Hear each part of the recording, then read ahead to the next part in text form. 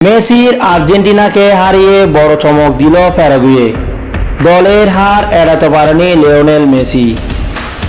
মাঠে Brazilian referee এডারসনের প্রতি আঙ্গুল দেখিয়ে একটা বললেন লিওনেল মেসি। স্পষ্ট বোঝা যাচ্ছিল রেফারির কোনো একটি সিদ্ধান্ত তার ভালো লাগেনি। কথা বলতে গিয়ে মেজাজ হারিয়েছেন তিনি। এমন মেসিকে খুব একটা দেখা যায় না। তেমনি আর্জেন্টিনার হারও। অ্যাসোসিয়েশন দেল ডেকে স্টেডিয়ামে আজ কাণ্ডই ঘটেছে প্যারাগুয়ের। 11 মিনিটে মার্টিনেজের পায়ে ফিনিশিংয়ে আর্জেন্টিনা এগিয়েছিল ম্যাচে, কিন্তু মাত্র 8 মিনিটের পরে মুহূর্তটি পাল্টে যায় ম্যাজিকে।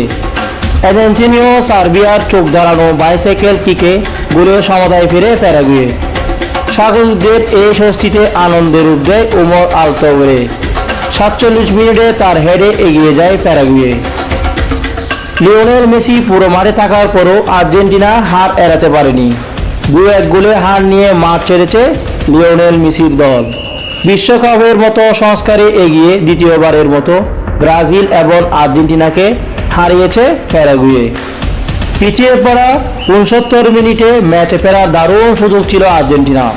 বাঁ প্রান্ত থেকে হেগুলিয়ানের আলভারেজের পাস রুদ্ধে দিল। ডান প্রান্ত দিয়ে পা থেকে ছুটে গেল বক্সের ঢুকে পড়েন, কিন্তু প্যারাগুয়ের গোলকিপার পাতিত একাপিও বল মারেন পোস্টের উপর দিয়ে।